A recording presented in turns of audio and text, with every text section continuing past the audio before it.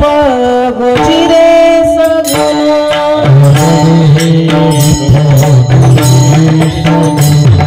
आवडे हे रूप गोजिरे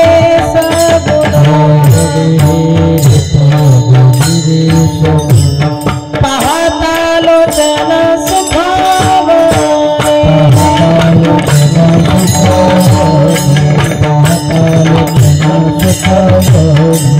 आवडे हे रूप गोजिरे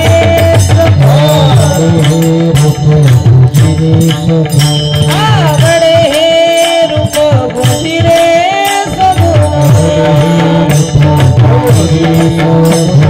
पाहता लोचन सुखावणे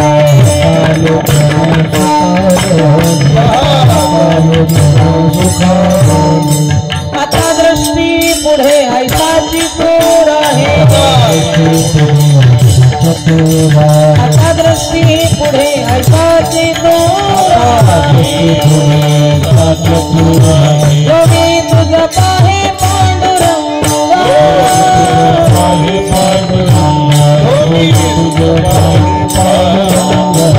चावले मन लागली ते चावले मन लागली से ते जीवे न सोडी ऐसे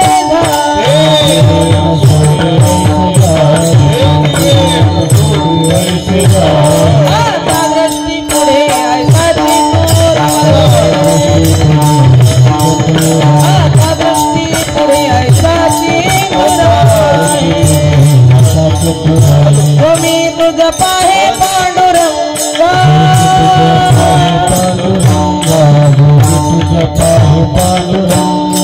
तुका म्हणे आम्ही मागावे लढीवाड म्हणे आम्ही मागावे लढीवाड पुरवावी आणि माय बापा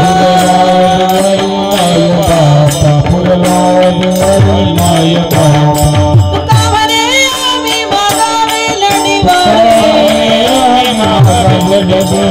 म्हणे आम्ही मागावे लढीवाड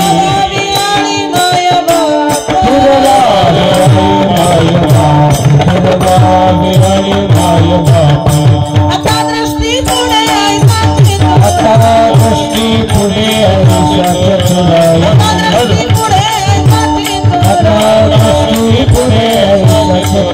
योगी तुझ पाहे पांडुरंग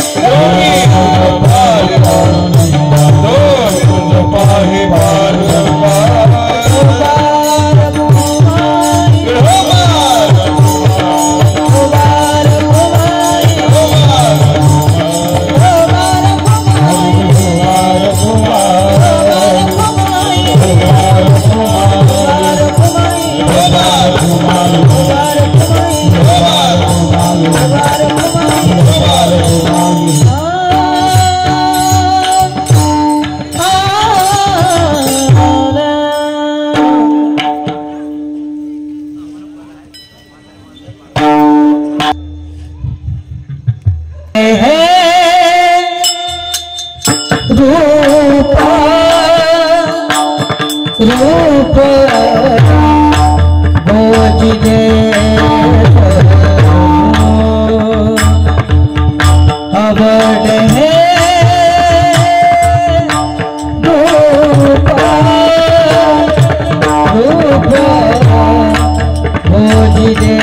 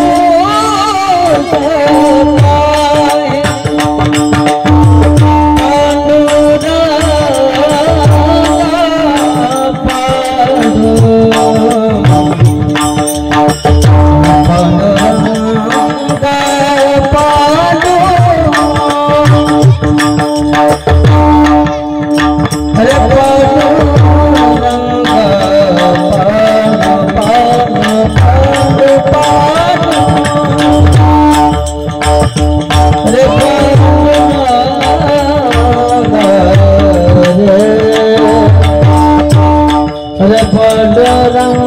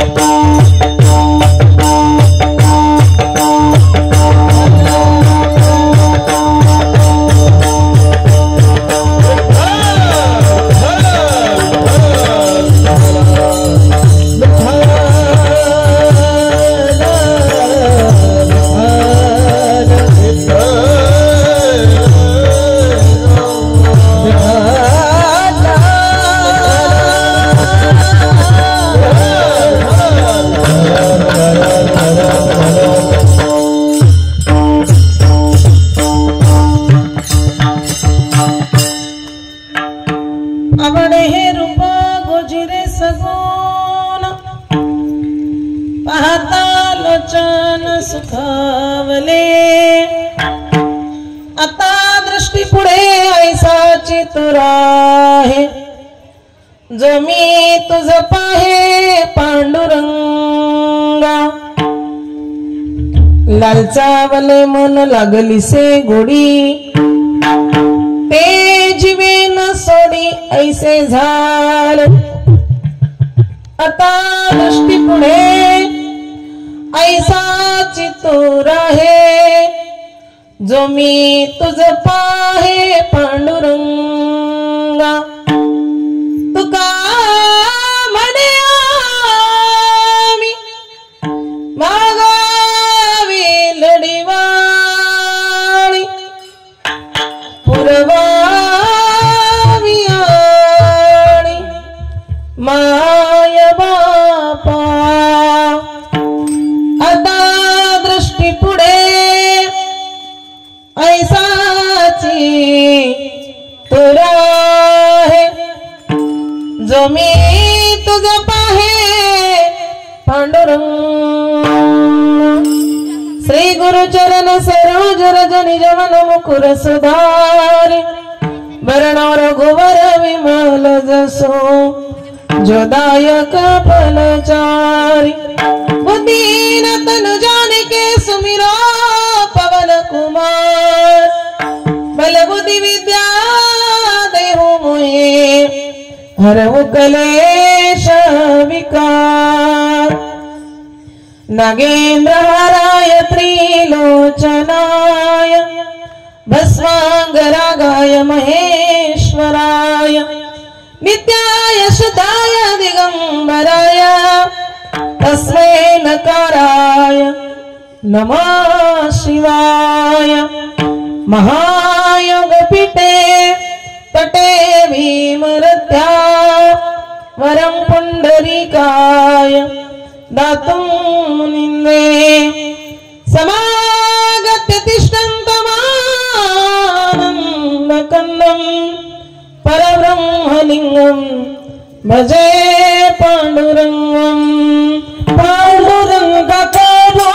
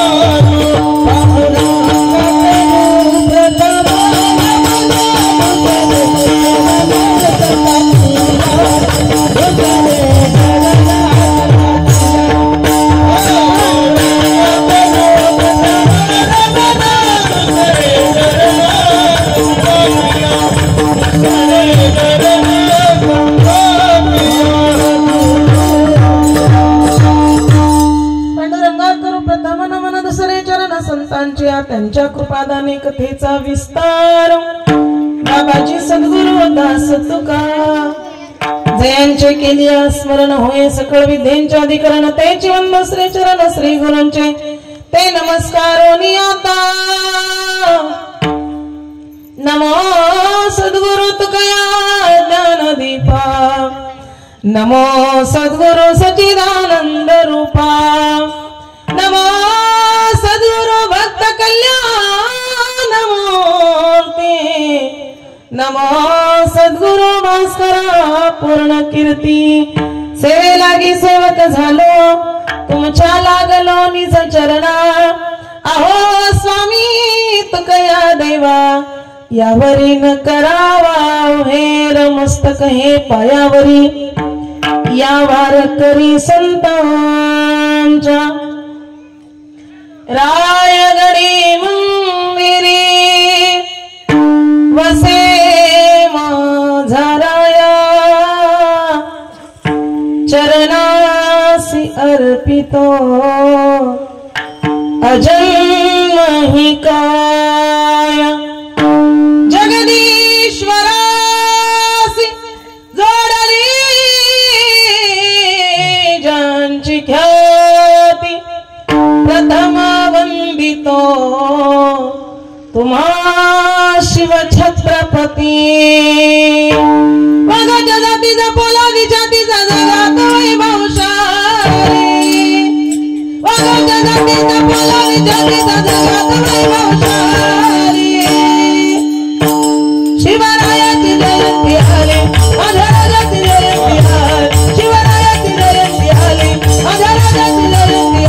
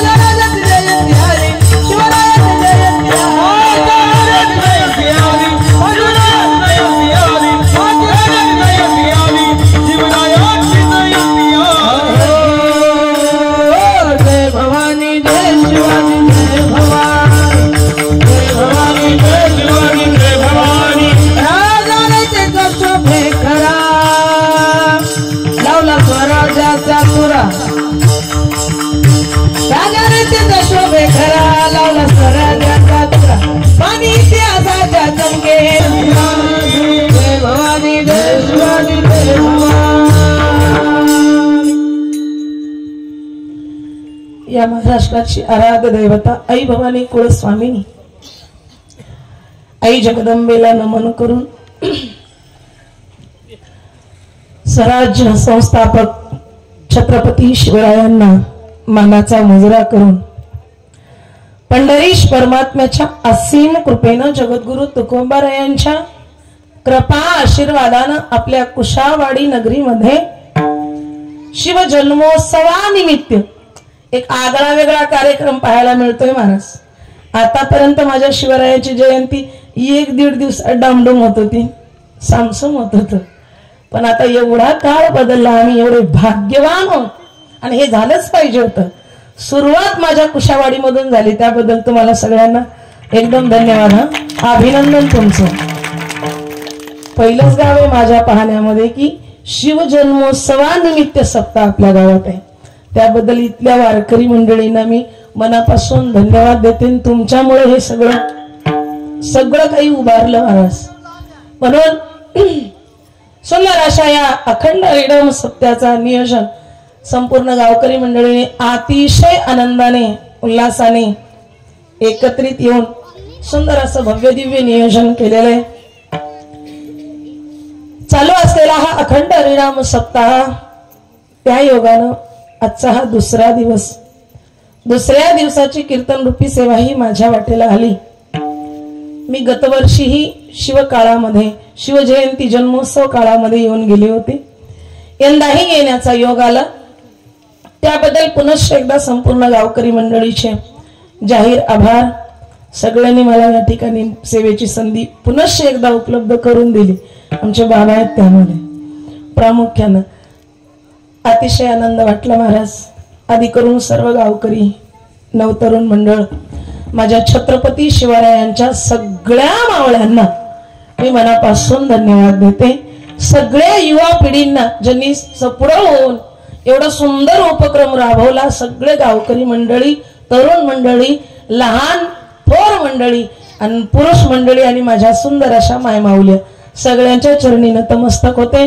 परिसरातून आलेली सगळी गुणीजन मंडळी आहेत. महाराज आमचा भैया आहे, श्रीकांत आहे. दादा माझा परिचय नसावा. निळकंठ महाराज, गाव अरे बापरे नानोबर याचे बेनाळकर महाराज आहेत. निसुंदर असे मृदंग वादक माऊली महाराज नारायण खेडकर.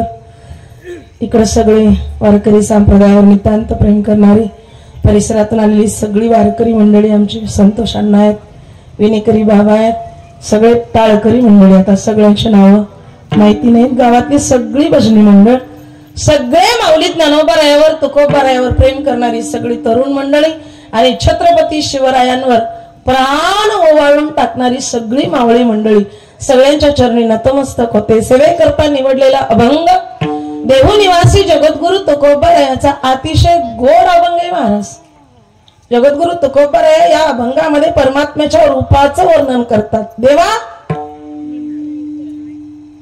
तशी 4 युग झाली महाराज. त्रेतायुग, द्वापारयुग, सत्ययुग आणि कलियुग. बाकीचे 3 त्रेतायुग, द्वापारयुग आणि सत्ययुग या तिन्ही काळामध्ये परमात्म्याचे अवतार सांगत असताना भागवतात गोड वर्णन आलं. 24 अवतार परमात्म्याचे झाले. पण कलियुग असा पवित्र काल आहे की या कालामध्ये देवाचे अवतार किती झाले असा प्रश्न पडलेला असताना या कलियुगामध्ये अनेक संतांना माझा परमात्मा भेटायला आला. त्या वेळीची टिपण पाहिली तर परमात्मा सगळ्यात जास्त अवताराला कलियुगात आलेले. सगळ्या संतांच्या समवेत परमात्मा अनेक संतांच्या घरी गेले आणि सगळ्यांच्या सोबत सहवास साधला, सगळ्यांवर प्रेम केलं. परमात्मा किती वेळा अवताराला आले याचं विवेचन करत असताना शास्त्रानं गोड वर्णन केलं. कलियुगामध्ये परमात्मा आतापर्यंत 55 वेळा अवताराला येऊन गेले. सगळ्यात जास्त देवाचे अवतार या कलियुगामध्ये झालेले. परित्राणाय साधूना विनाशाय च दुष्कृता धर्म संस्थापनार्थाय संभवामि युगे युगे. परित्राणाय साधूनाम साधूचं रक्षण करण्याकरता, विनाशाय च दुष्कृताम दुष्टांचा नाश करण्याकरता परमात्मा अवताराला आले. संतांना भेट देण्याकरता, संतांचं रक्षण करण्याकरता परमात्मा आले. 55 वेळा परमात्मा आले. इतका पवित्र हा कलियुग आहे. म्हणून कलियुगाची महती सांगत असताना संतांनी जगाला ओरडून सांगितलं, कलियुगा माझी करावे कीर्तन तेने नारायण देईल.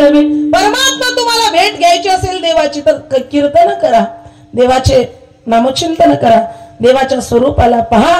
तुकोबाराया गोड वर्णन करतात. महाराज मला देवाचे एवढे अवतार झाले पण मला ज्या रूपाची आवड वाटते, मला आवडणारं कोणतं याचं वर्णन जगद्गुरु तुकोबाराया प्रस्तुत अभंगामध्ये करतात. तुकोबाराया म्हणतात याच्याकरता माझे डोळे आतुर झाले आणि एकच विनंती, देवा हे जे तुझं रूप आहे ना तेच डोळ्यासमोर असलं पाहिजे, त्याच्यापेक्षा दुसरं पाहण्याची इच्छा सुद्धा राहिलेली नाही. त्याच्याकरता मन लालची झालं. तुकोबाराया पुढे म्हणतात आम्ही लेकरं आहोत, तू आमची माय आणि बाप आहेस. तुझ्याकडे आल्यानंतर आम्ही जे काही मागू ते तू आई वडिलाप्रमाणे आमचं सगळं काही पुरवावं असा आशय सांगणारा अभंग आज आपण सेवेकरता निवडलेला आहे. विठ्ठल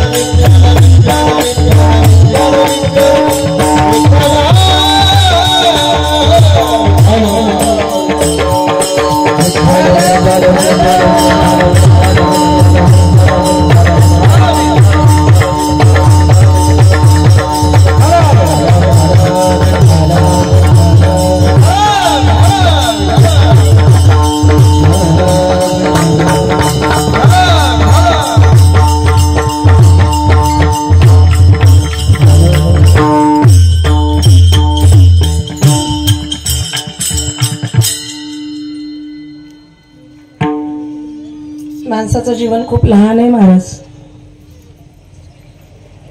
किती आहे सांगता येत नाही,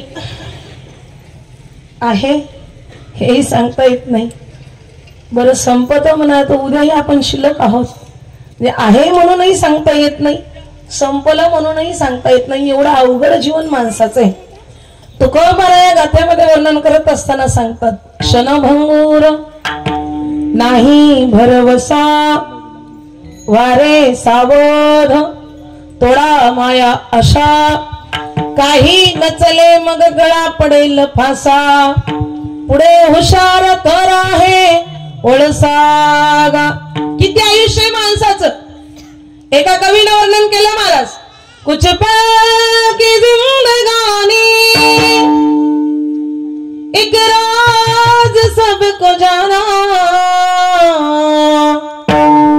बरसों की तू क्यों सोचे, पल का नहीं ठिकाना, गुनहगारी का दर्पण मन में इसे बसा ले, करके तू कर्म अच्छे कुछ पुण्य तो कमा ले, कर दान और धर्म तो प्रभु को अगर है पाना, बरसों की तू क्यों सोचे, पल का नहीं ठिकाना, कुछ पल की जिंदगानी. किती महाराज, कुछ पल की जिंदगानी. घडी भर नाही कुणाचा भरोसा, तुला कोण देई मनाचा दिलासा, वाऱ्यावरी फिरतो हा जीवांधळा रे, देवा पुढ माणूस पाला. माहितीये का नाही, पाला तरी माणसं थाटत महाराज, कधी झुकत नाही. नहीं झुकेंगे, है ना, नहीं झुकेंगे. एक लक्षात ठेवा, कशाचा गर्व आहे आपल्याकडे.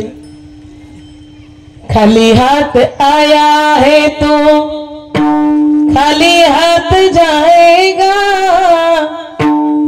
2 दिन की जिंदगी है 2 दिन का मेला. काहीच नाही महाराज, तरी अभिमान आहे, अहंकार मीपणाचा सोडून द्या. तुम्ही आम्ही तर कशातच नाही महाराज. राजा रावणाकडे एवढं वैभव होतं, पण त्याला सुद्धा काही सोबत नेता आलं.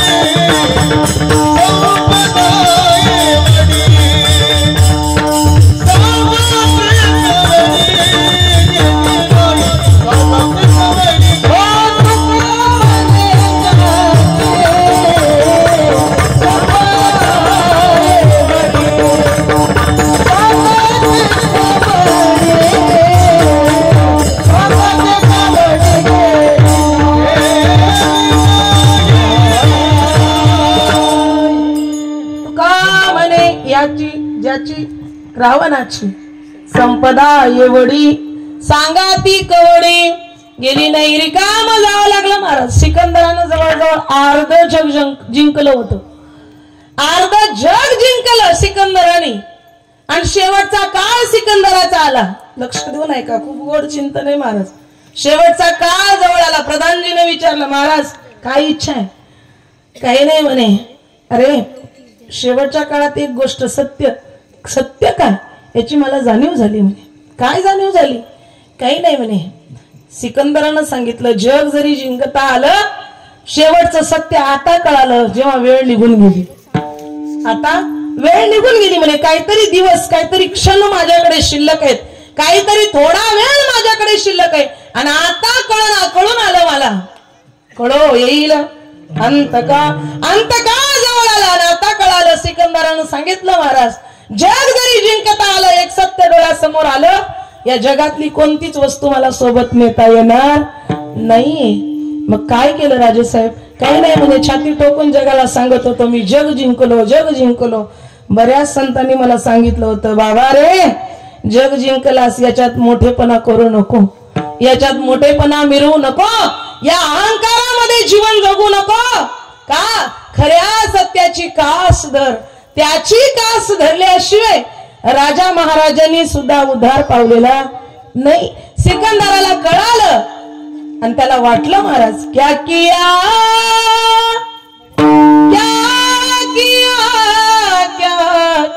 रे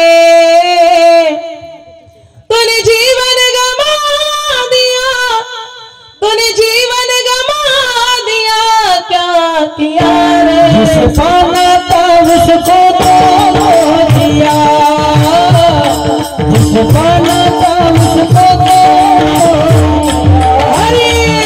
जिसे पाना था उसको तो दिया, जिसे पाना था उसको तो दिया.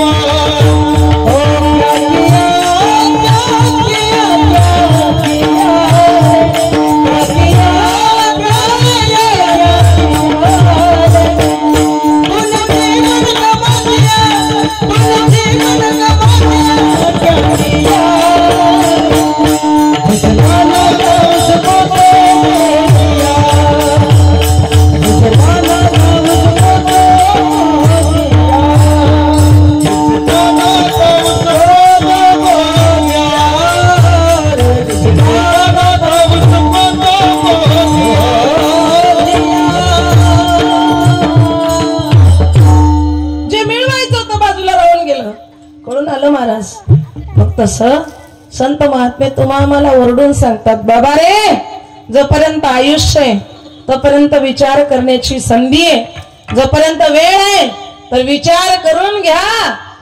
कशाचा विचार करा? एकांतात बसा आणि एकच गोष्ट डोळ्यासमोर ठेवा, मी येताना काय आणलं, जाताना काय नेणार आहे. आमचे गुरु महाराज देगलूरकर महाराज एक गोड वाक्य सांगतात महाराज, एक नियम ठेवा म्हणे डोळ्यासमोर, मला काय करायचं आहे आणि मी काय करत आहे, हे दोनच सूत्र तुम्ही डोळ्यासमोर ठेवा, संपूर्ण आयुष्य तुमचं सुखात जाईल. विठ्ठला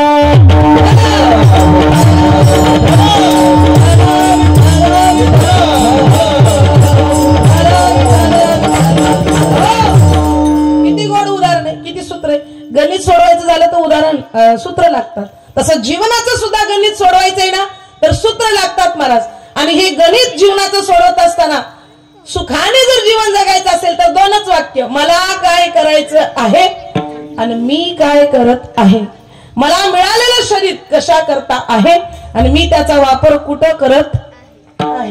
दोनच वाक्य आहेत महाराज. गोड शरीर मिळालं, प्रत्येकाला देवानं शरीर दिलं, पण सगळ्या लोकांना या शरीराची महत्व, या शरीराची महती अजून कळालेली नाही महाराज. शरीर तर एवढं गोमट, या शरीराच्या साह्यानं सच्चिदानंद पदवी घेता येतं, परमात्म्याची प्राप्ती करून घेता येते. पण काही लोक एवढे उन्हाळ आहेत की त्यांना अजून जीवनाचा अर्थच कळालेला नाही. ते म्हणतात काय करावं, काहीच आपल्या जीवनाला अर्थ नाही महाराज. असेच जन्मतात आणि अशीच वाया जातात. त्यांच्याकरता संत महात्मे सांगतात बाबा रे शांत बसता.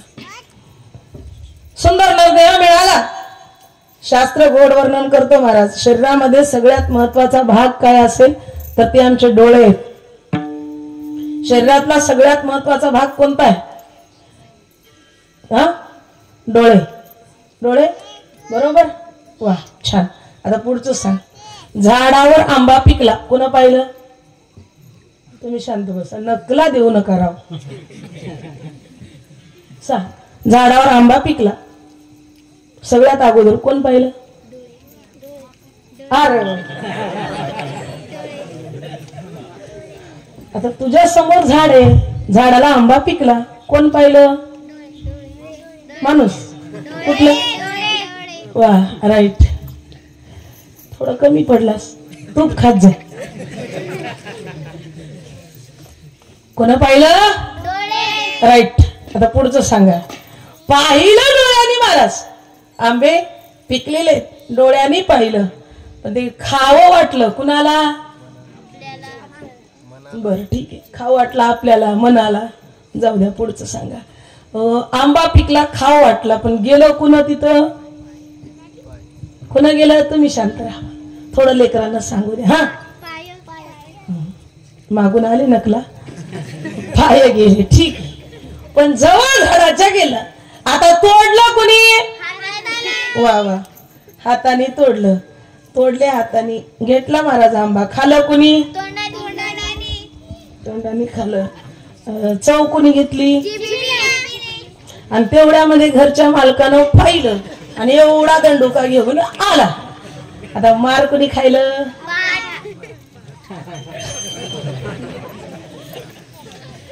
खूप गोड आहे. पेड़ पे आम थे, देखा दो जनों ने, देखा दो जनों. ज्यांनी पाहिलं ते गेले नाही, गेले दुसरे 2 जण. ज्यांनी पाहिलं ते नाही गेले, गेले दुसरे 2 जण. गेले ते तोडले नाही, तोडले दुसरे 2 जण. तोडले ते खाले नाही, खालं 1 जण. खालं त्यांनी, चावलं नाही, चावलं 32 जणांनी. चावलं त्यांनी, चाखलं नाही, त्यांनी स्वाद घेतलं नाही, स्वाद घेतलं जीबी एकटीनं. अरे 1 जीबी, 1 जीबी जीभ खाल्ली महाराज. तिनं रस घेतलं. आता खालं, तिनं मार खाला नाही, आलं त्यानं मारलं, मार खाले 2 जण. कोणते? ओळखलं? ज्याचं त्यांनी ओळखून घ्या. मारलं महाराज मालकाने. त्या झाडाच्या टिकोरच आणलं होतं, सडकून मारलं, मार खालं 2 जणांनी. मार खालं ते रडले नाही, रडले पुन्हा. कोण पाहिलं होतं? रडलं कुणी? त्याच्याकरता शास्त्रकारांनी गोड वर्णन सांगितलं. 83% पाप आमच्या डोळ्यांनी होतं. 100% पैकी 83% पाप करायला कोण जबाबदार आहे? तर आमचे डोळे. आणि 83% पुण्य करायला जबाबदार आमचे डोळेच आहेत. म्हणून सगळ्यात महत्वाचा भाग काय असेल तर आमच्या शरीरातला डोळे. आणि तुकोबाराया म्हणतात, बाबा रे तुमच्या डोळ्यांना थोडं सांभाळा. आम्ही सांभाळलं, तुकोबारायाने आपल्या डोळ्याला सांभाळलं महाराज. तुकोबारायाने आपल्या डोळ्याला सांगितलं, डोळे तुम्ही घ्या रे सुख, पहावी डोळे तुम्ही घ्या रे सुख, पहावी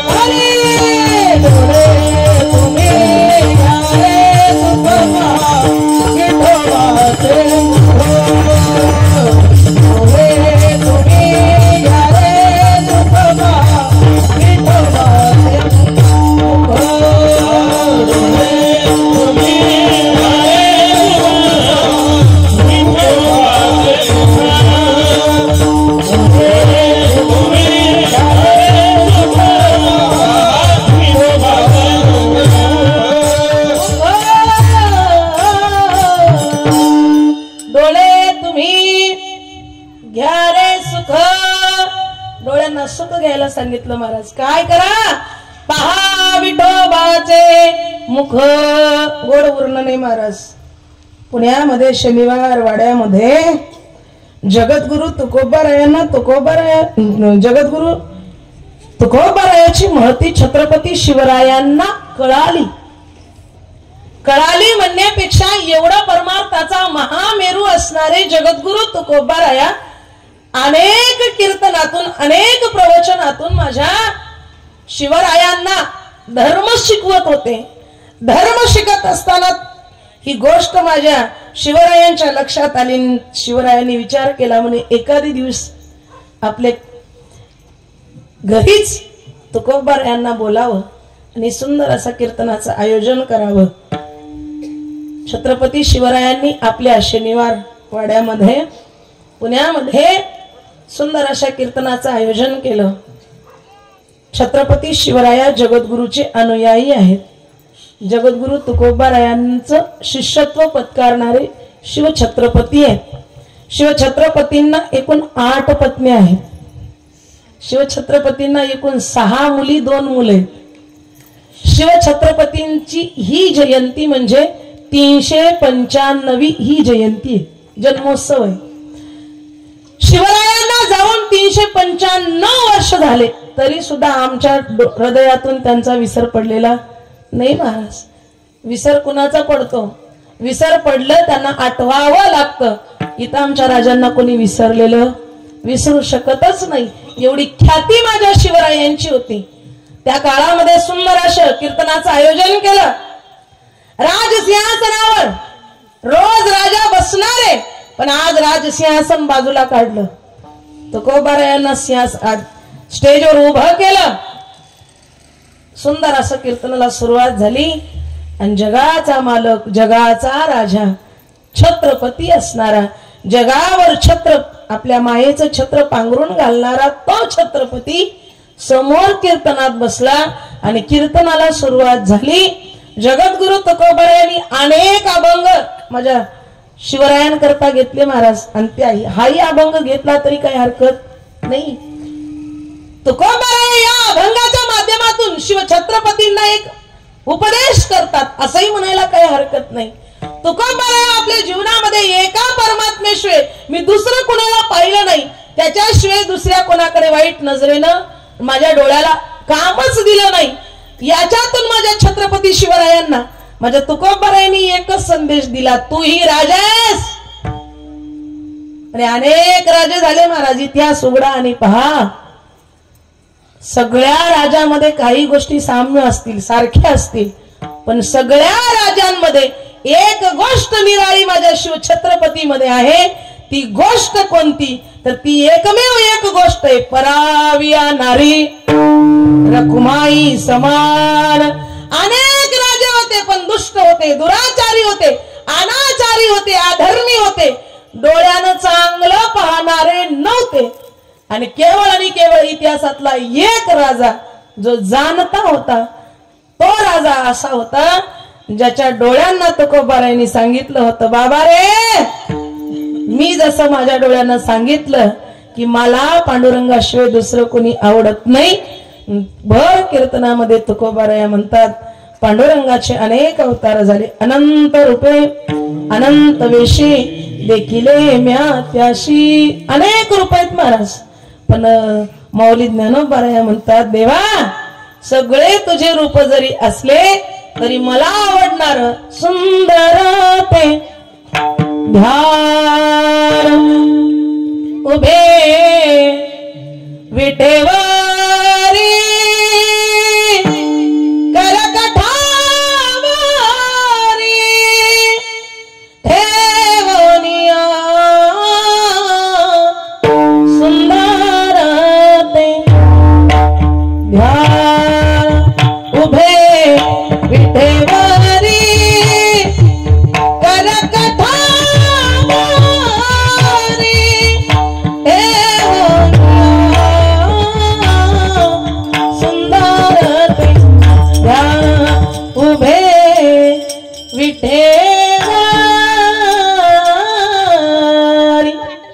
ते रूप मला आवडलं. त्याचंच वर्णन जगद्गुरु तुकोबाराया अभंगाच्या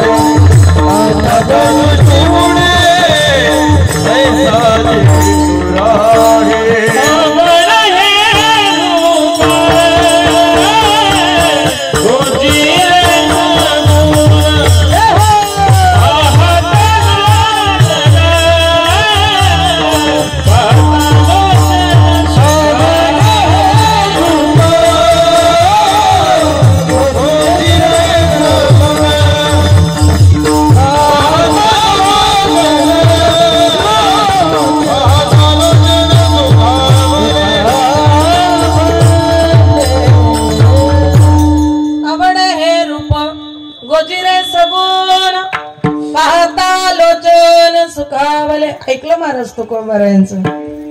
तुकोबाराय गोड वर्णन करतात. देवा सुखावले सुख, डोळ्यालाही सुख झालं. डोळ्याला सुख व्हावं असं जगामध्ये दुसरं रूप नाही. एक परमात्म्याचं रूप आहे. त्याचं वर्णन जगद्गुरु तुकोबाराया करू लागले. आणि त्याचंच उदाहरण माझ्या शिवछत्रपतींनी आपल्या जीवनामध्ये उतरवलं. आता तुम्ही आम्ही बी आहोत. आमच्याही घरी डोळे आहेत, आहे ना. आम्हाला प्रत्येकाला डोळे आहेत. पण आमच्या डोळ्याचा वापर कुठं होतो काही सांगता येत नाही महाराज. लक्ष देऊन ऐका. नवीन नवरा बायको होते, लग्न झाले. नवीन लग्न झालेलं जोडपं होतं. बायकोनी बसल्या बसल्या मालकाला प्रश्न विचारला, मालक तुम्हालाही डोळे आहेत? हो आहेत. त्याच्याने तुम्ही मला पाहिलं आणि पसंत केलं. आपलं लग्नही झालं, मी तुमच्या घरी आले. बायकोनी गोड प्रश्न नवऱ्याला विचारला नवीन लग्न झाल्यानंतर, सांगा म्हणे मालक तुम्हाला माझ्या डोळ्यात काय दिसतं? सांगा म्हणे मालक तुम्हाला माझ्या डोळ्यात काय दिसतं? इवन हे सगळ्यांनी प्रश्न केला असावा आणि तुम्ही सगळ्यांनी उत्तरही दिलेलं असावं. यात काही नवल नाही महाराज. सहज प्रश्न आहे. सांगा मालक तुम्हाला माझ्या डोळ्यात काय दिसतं? पोराने सांगितलं, मला तुझ्या डोळ्यामध्ये अख्खं जग दिसतं. अख्खं जग. हे ऐकल्याबरोबर थोडस बाप दारात उभा होता. बाप दारात उभा होता. बाप जागलीला म्हैस बांधून आला होता महाराज. दुधाची होती आणि ती सुटून पळून गेली होती. रात्रीची 8 वाजली होती. म्हैस सापडली नाही, दूध निघालं नाही. रिकामी पोरी घेऊन दारात आलं होतं. तेव्हा पोराची सुनाची बातमी त्यानं ऐकली बापानं. वा वा म्हणला. सुनबाई म्हणते, सांगा मालक तुम्हाला माझ्या डोळ्यात काय दिसते? बापाला वाटलं आपलं पोरग किती हुशार झाले की पाहा. तिथंच उभा राहून बापाने ऐकलं. पोरग उत्तर दिलं, महाराज मला तुझ्या डोळ्यात अख्खं जग दिसतं. हे ऐकल्याबरोबर बापाला आनंद वाटला. तळपायाची आग मस्तकाला गेली. बाप म्हणला, बापू बरं झालं तुला तिच्या डोळ्यात जग दिसते, पण आपल्या जागलीची म्हैस गेली तेवढी बघून घे कुठं. दूध नाही रिकामी घरला आलो म्हणे. हे डोळे आहेत ना, डोळ्यामध्ये जग दिसायला लागलं. त्या जगामध्ये आपली म्हैस हुडकून घे. ती पळाली म्हणे सुटून. कुठं गेली अजून दिसत नाही. डोळे प्रत्येकाचे डोळे. आपले डोळे एवढे पवित्र आहेत. आपण जर उगा शेताकडे चाललं, तुमच्या इथं नसेल बा, तुम्ही उगा अंगावर ओढून घेऊ नका. कुशावाडीतले सगळे पाटील माणसं सगळे चांगले, तुमच्याबद्दल नाही, पण आमच्या इकडचं सांगते. आमच्याकडल्या लोकांचे डोळे असे एवढे पवित्र आहेत महाराज. शेताकडे निघाल्याबरोबर दुसऱ्याचं सोयाबीन जर चांगलं आलं आणि आपली म्हैस घेऊन जर ते शेताकडे जाऊ लागले, इकडं कोणाला तरी बोलतील, वाटवाकडं करतील, म्हशीला त्या शेतात घालतील, इकडे जाऊन चहा पिऊन येतील. जाते म्हणे खाऊ दे त्याच. का? कारण ह्याच्या बरोबर मी फवारणी केलो, पण माझ्या शेंगाला, मला सोयाबीनला एवढी शेंग लागली, याची भरगच्च लागली. हो दे नास. काय डोळे राव. याच्याही पुढे सांगता येते. आपल्या घरापुढे गाडी नाही, पण आपल्या शेजाऱ्याच्या घरापुढे जर कार नवीन आली तर ती आम्हाला जळजळ होती. पाहाव वाटत नाही. उग लहान पोराला पाठवतात महाराज. जा रे 4 टायराची हवा काढून घे. का? पाहाव वाटत नाही. तुकोबा सांगतात डोळे प्रत्येकाला दिले देवानी, पण काही लोकांनी या डोळ्याचा वापर कसा केला? त्या परमात्म्याच्या प्राप्तीकरता केला. आणि काही लोकांनी आपल्या डोळ्याचा वापर लोकाची वाट लावण्याकरता केली. मग त्या डोळ्यामध्ये आणि या डोळ्यामध्ये किती फरक आहे याच्याकरता तुकोबाराया बजावून छत्रपतींना सांगतात, राजा डोळे तर प्रत्येक राजालाही मिळाली होती, डोळे तर तुम्हालाही मिळालेली आहेत, पण डोळे तुम्हासी प्रार्थना. अरे राजा तुम्ही डोळ्यांना प्रार्थना करा. काय करा? या डोळ्यानं फक्त परमात्म्याला पाहायला ठेवा. बाकी दुसऱ्याकडे हे डोळे वाईट नजरेनं पाहू नये. खबरदारी घ्या. आणि याच विचाराचे माझे राजे होते महाराज. काय जीवन जगलं, काय ऐश्वर्य संपन्न जीवन जगलं माझ्या शिवछत्रपतींनी. अशी देखणी बाई पुढे आली, अशी देखणी. सुभेदाराची सुन होती सुंदर,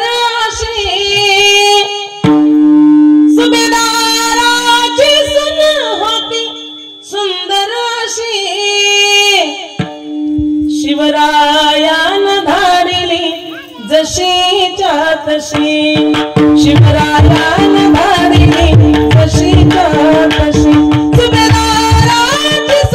सुभेदाराची सून होती सुंदर अशी माझ्या राजान धाडिली जशीच्या तशी. या विचाराची गरज आज आम्हाला आहे. अनेक वर्तमानपत्र आमच्या महाराष्ट्रामध्ये भारतामध्ये छापले जातात महाराज, पण दुःख एका गोष्टीचं वाटतं, असंही एकही वर्तमानपत्र नसेल की ज्या वर्तमानपत्रामध्ये एखादी बलात्काराची बातमी नसेल. आहे का? असं एकही वर्तमानपत्र नाही की ज्याच्यामध्ये बलात्काराची बातमी नाही महाराज. रोज हे घडतंय. का? आम्ही शिवकाळातले आहोत, शिवरायाचे मावळे, शिवरायाचे वंशज आहोत, तर आमच्या डोळ्यामध्ये ही पवित्रता हरपली कुठे? ज्या संतांनी आम्हाला जागा केलं, ज्या संतांनी जगाला ओरडून सांगितलं, बाबा रे डोळे मिळाले ना, त्या डोळ्याचा फायदा करा, या डोळ्यानं परमात्म्याला पहा, या डोळ्याला तोच आवडला पाहिजे. मग आम्हाला का इतर लोक आवडतात? आमची डोळे का इकडं तिकडं भटकतात? आमच्या डोळ्यांना दुसऱ्याचं का चांगलं पाहावं वाटत नाही? का? तर आम्ही कुठेतरी स्वतःला विसरलो, आम्ही आमच्या धर्माला कुठेतरी विसरलो. आम्ही आमच्या हिंदू धर्मामध्ये, पवित्र सनातन धर्मामध्ये जन्माला आलो, ज्या धर्मामध्ये भगव्या करता अनेकांनी आपलं रक्त या मातीमध्ये सांडलं महाराज. किती अवघड आहे. ज्या रक्तामध्ये, ज्या मातीमधले आम्ही धान्य पिकून खातो ना, ती माती अनेकाच्या रक्तानं लाल झालेली आहे. अनेकाच्या रक्तानं, अनेकाच्या रक्ताच्या बलिदानानं ही पवित्र नटलेली भूमी, या भूमीमध्ये तुम्ही आम्ही जीवन जगतो आणि एवढे नीच कृत्य आमच्या हातून घडतात. मग आम्ही शिवरायांची आठवण करत नाही? त्याच्याकरता सगळ्यांना सांगणे माझं, विनंती आहे माझी तुम्हाला, बाबा रे या शिवजन्मोत्सवाच्या काळामध्ये छत्रपती शिवरायांच्या समोर एकच प्रार्थना करा, राजा तुम्हाला जसं 2 डोळे दिले आणि तुम्ही या 2 डोळ्यांनी काय केलं? वयाचे 51 वर्ष माझे छत्रपती शिवरायानं जीवन जगलं, त्याच्यापैकी 35 वर्षाचा काळ शिवरायानं घोड्यावर आपला आयुष्य घालवलं महाराज. 35 वर्षाचा काळ घोड्यावरच घातला, एवढा प्रवास केला, 360 किल्ले माझ्या शिवछत्रपतीनं काबीज केले. आणि हे करत असताना एकच सांभाळलं, आवडे हे रूप गोजिरे सगुण, एक परमात्मेशिवाय दुसऱ्याकडे कधीच वाईट नजरेनं न पाहता एवढ्या स्वराज्याची स्थापना केली. हे अनुयायी माझ्या तुकोबारायाचं, म्हणून तुकोबाराया म्हणतात, आवडे हे रूप गोजिरे सगुण पाहता लोचन सुखावले. मग एकच प्रार्थना आहे. तुकोबारायांनी गोड वर्णन केलं, त्याचं अनुकरण माझ्या शिवछत्रपतींनी केलं. जसं जीवन सांगितलं तुकोबारायांनी, त्या पाऊलावर पाऊल टाकून जीवन जगलं माझ्या छत्रपती शिवरायानं. लक्षात असू द्या, आम्ही शिवकाळातले आहोत. आजही छत्रपती शिवाजी महाराज की म्हटल्याबरोबर आमचं रक्त सळसळ होतं महाराज. सांगावं लागत नाही, जय म्हणा, आपोआप मुखातून जय निघतं. आमचं रक्त शांत बसत नाही महाराज. का? हे वंशावधी आमची आहे, आम्ही स्वराज्यातली लेकरं आहोत, या रक्तांना आम्ही जन्माला आलेली अंश आहोत.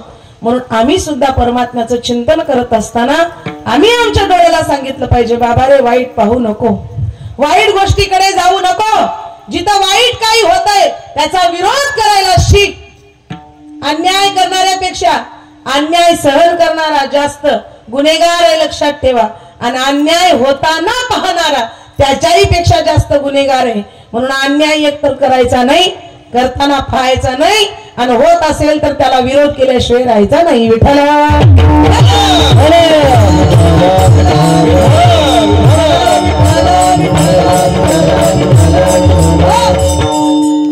हे अनुयायी घेऊन माझे छत्रपती शिवराया जीवन जगत होते. तुकोबाराया सांगतात पुढं, बाबा रे एक तर तू पाळलंस म्हणे, देवाशिवाय दुसरं कोणाला पाहिलं नाहीस मान्य, पण त्या देवाला एकच प्रार्थना कर, बाबा ही डोळे कधी दगा देतील काही सांगता येत नाही.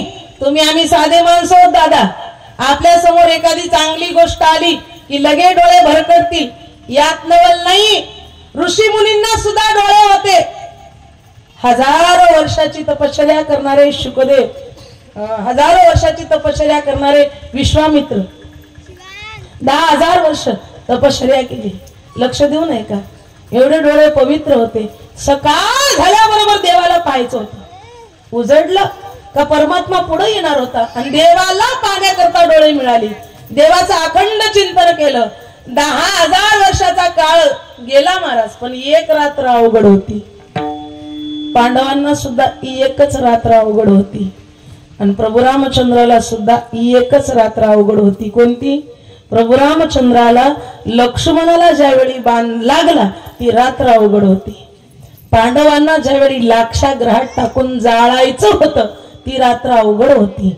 आणि आपल्याही जीवनातली एक रात अवघड आहे. एक रात्र म्हणजे तीच आपली अंतिम काळाची रात्र. विठ्ठल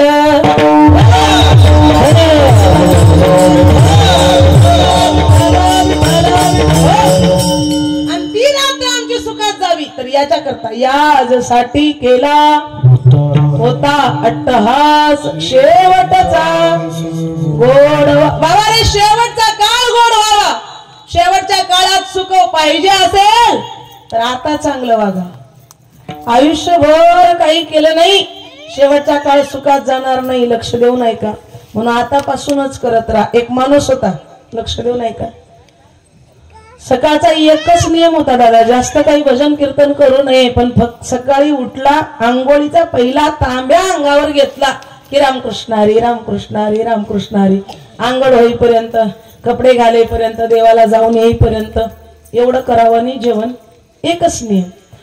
अखंड दररोज फक्त आंघोळीचा पहिला तांब्या अंगावर पडला की तेव्हापासून एक तांब्या अंगावर पडल्याबरोबर रामकृष्ण हरीचा जप करायचा. आणि एका दिवशी मेला, शेवटच्या काळी मेला. त्या दिवशीची आंघोळ चुकली.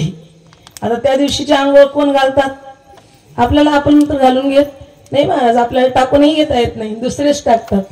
मग त्यालाही उचललं अंगणामध्ये, पहिला तांब्या दुसऱ्या बाईनं उचलला, टाकणार.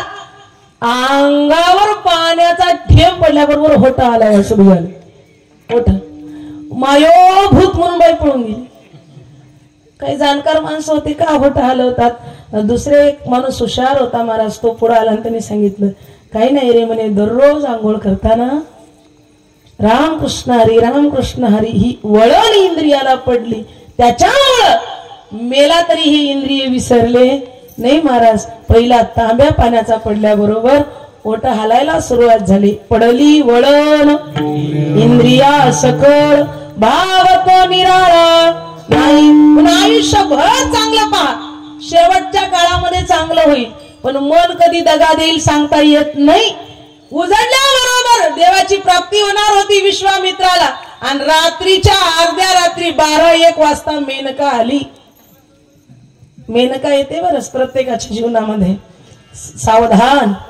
ही मेनका खूप परेशान करते महाराज. भल्या भल्यांना हिनं रिकामं करून सोडलं. बरेच असे असतील त्यांच्या जीवनामध्ये मेनका आली आणि उद्ध्वस्त जीवन करून निघून गेलेली. डोळ्यानं पाहिलं, येऊन सुंदर असं नाचायला लागली, गायन करायला लागली. विश्वामित्राचे डोळे उघडले.